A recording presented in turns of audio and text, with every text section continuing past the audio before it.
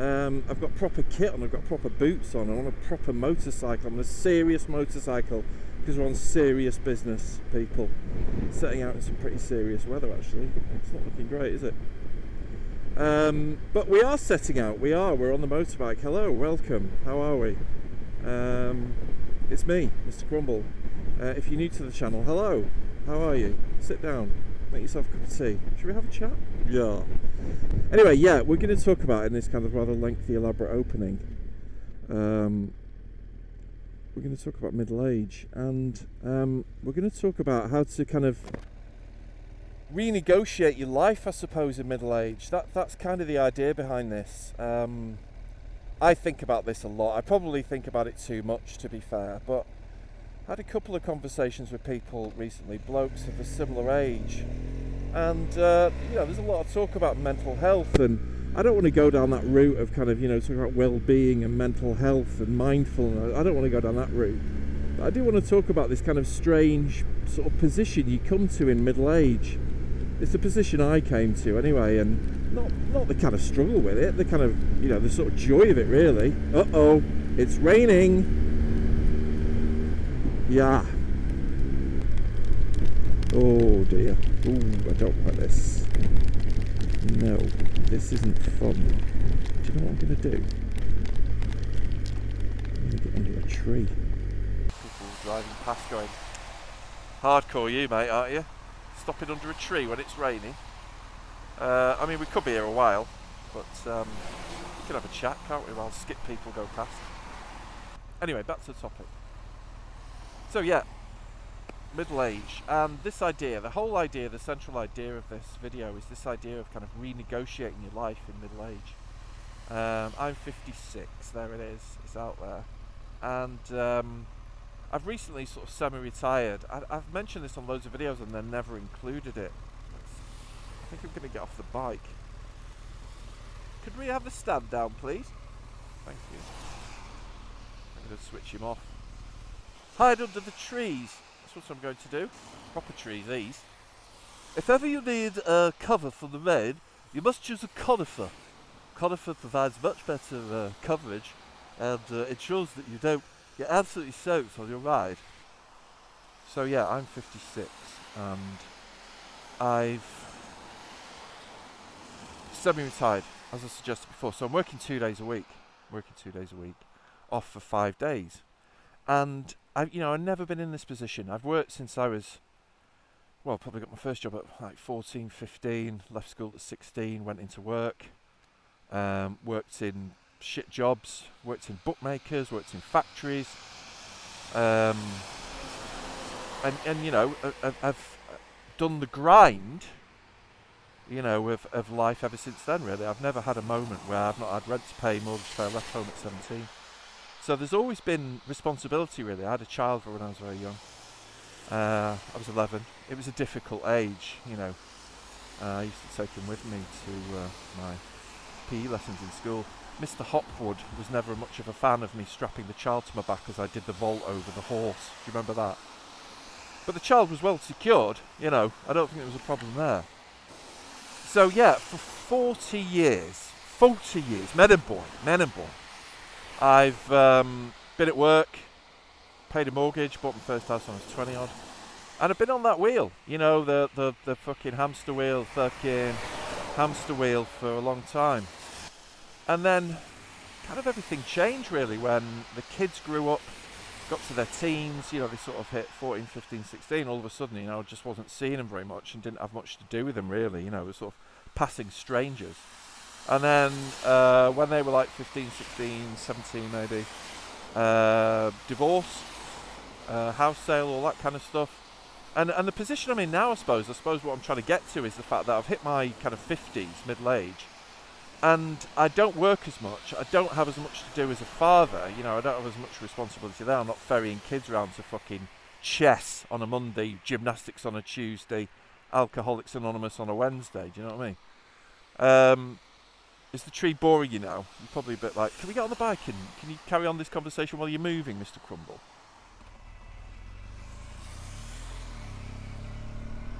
Ooh, that was wet. Well, the rain kit definitely proved a good idea. I was thinking, I'll come out of jeans and I've got my waterproofs. I'm glad I wore this kit because actually it's turned bloody cold as well. But that was a strange interlude, wasn't it? Well, now we're in the salubrious surroundings of some fucking shithole on the outside of Mansfield, I imagine it's. I think Nottingham's a shithole, by the way. I think the Britain is a shithole, so I'm not like dissing your town if these are your ends, so to speak. They're just forgotten mining towns, a lot of these lads and lasses. Dog ass! Have you been to Dog ass? Beautiful it is. Lovely. That's how they talk around here. It's a strange accent. What if Robin Hood talked like that? Hey, Maid Marian, do you want to blue me? Or to Little John, John, do you want a pint? I've just robbed Sheriff of Nottingham, matey. Ducky. Robin Hood calling people duck. Alright, Ducky, I've just robbed them rich people for you. Ah, yeah, I have, Ducky. Robin Hood. Alright. My name's Robin Hood. Hi Robin, how are you? I'm fine. Great, in fact. Lovely. Love that. That's made me laugh. 6 fu. 6 fu Chinese there. I prefer 5 fu if I'm honest. The sister takeaway just up the road. A wave. Nothing. Fucking nothing. I mean, God. People around here are savages. It's starting to hammer it down again. There's no trees around here. They've fucking cut them all down. I need a bus stop. Bus stop. There's one. See one up there. Look. All right, let's get in there. Keep clear. How much is it raining now? It's coming down. Coming down, ducky. Alright, just park there. I don't want to get... It's grim, innit? It's fucking grim up north. Lucky we've got fish finger ads to help us. Some cunt who tries to look like Captain... But you're not Captain Birdseye. You fucking fake, you phony. The fish finger sandwiches I make don't look like that, by the way. Mr. Chan, by the way, has gone on holiday. I don't know if you can read that sign, but he says he's gone away for 2 weeks. left this community bereft. What are they going to do without sweet and sour pork? Yeah, Mr. Chan, there's like 6-year-old kids around here at night, like crying their eyes out in the pyjamas, going, I want it Foo Young. Where's my egg Foo Young? And Mr. Chan's sunning himself on a beach in fucking Marbella. It's not right. Yeah, it looks like I'm waiting for the bus. It's great, isn't it? Like that. But driver's like... This is Fox in every fuck of this. I'm like looking at my watch, waiting for the bus with a fucking helmet on and full adventure gear. I look like I'm going to be travelling to Morocco, but really I'm going to Mansfield bus station in full adventure kit. Right, it's getting a bit better. Let's get back on the bike. Let's do it! Wayne and Waynetta there. I think they heard me talking. Right, come on, let's get to this gaff. We can dry out there. There's a van coming. The ship blew section on a crappy road out. Some people sat under a bus stop wishing their life away. A fat man on a motorbike rides past and looks at another chap. Kicking the balls, I say lights going out, I say that's fucking entertainment. And you're probably thinking the same. You probably turn it into a question. What? Is that entertainment? What I'm watching on YouTube, is that really entertainment? Yeah, this is fucking entertainment, lads. Alright. And lasses, I'll never forget you lasses, even though you make up 1% of my audience. There may be trouble ahead. What a lovely place this is. There's a fucking random horse. What are you doing? You can't feed there. Middle of a fucking housing estate. Right, we're going right. But yeah, we're going to get back on topic in a sec. Hello, you're a rather large lorry. That looks like you're going to fucking... Jesus Christ. Hit me then, that bastard. Town Street store's seen better days, hasn't it? Jesus. Flags flying above this kind of shithole. Fucking mental, isn't it? The place looks like a fucking shithouse, and then we're like, put a flag up. You're proud of it, but you're proud of a fucking shithole. There we are! Look at this gaff. It fucking looks terrible, mate. It's like a fucking one-horse shit town, isn't it? But Jesus, they're proud of it. Yeah, we were talking, weren't we, about arriving at middle age, and if you do a little bit of digging, and not that I have really, but I've done a little bit, but what's really noticeable and what's kind of sort of obvious is that middle age can be a difficult time, for men and women, but suicide rates and rates of depression in middle-aged men between like 45, 54. I think that age group are at the most risk in terms of suicide. So just to be kind of serious for a moment, it's obviously kind of recognisably a tricky time, and it comes from I'll switch my heated grips off. If you think about it, why, and I've experienced this, and I know, I bet a lot of you have, you get to a point where, whatever you were fighting for, striving for at work, that's probably done, or you're close to the end of it, or you might have realised and got to the point where you're like, well, that was fucking pointless. Family responsibilities, whilst they might be a bit of a bind, they've kind of glued you together with your family, kids, holidays, your purpose is kind of defined by that sort of stuff, isn't it? All of these things kind of combine really, but I suppose at the heart of it, is this feeling of a kind of loss of purpose and this loss of a kind of sense of self. And it's not like, I'm not saying, it's a terrible thing, it's like, but I suppose the figures sort of suggest that it's a time of kind of uncertainty, and a time where I think it came back to that idea of where you're trying to renegotiate yourself, where re-find yourself, that kind of thing. Do you know what I mean? So it's that time really where you think the big question that you hit in your 50s really is, what now? What now? What next? And this is where these things come in. Because what used to be a kind of means of escape from the kind of grind of work and the grind of family life now becomes you kind of a bit of a sole purpose. It is about kind of filling, it's not the void, but you've got time on your hands that you never had before, and all of a sudden you've got time to put into things that you want to do, or that are a choice for you, and it's not that easy. It can be. I had a summer last year, I think I mentioned this on the channel before, where I was a bit sort of like, don't quite know what to do, and that's when I subscribed to the golf channel on YouTube. But this is where bikes come in, because I think what bikes can do, it's not that they fill a gap necessarily, but they've always been an obsession, and of course we have, hopefully a healthy obsession with them. But if you think about what they provide, there's so much that they provide. I'll talk about that in a sec when I've had a think about it and we're on the move, because this is boring, isn't it, looking at a dented highway maintenance van. So the motorcycle can provide, of course it can, just this channel for escape and energy. Like, it can become one of your children, can't it? The care and attention that we give to kids and wives and mistresses and stuff, we can now invest in a motorcycle or three. And all that time, of course, that we had limited amounts of time to give our attention to these things, now we've got all the time in the world to do it. So it's great that it can fill your time like that, and of course the same care and devotion, become like friends. A lot of us name our bikes to become our mates, don't they?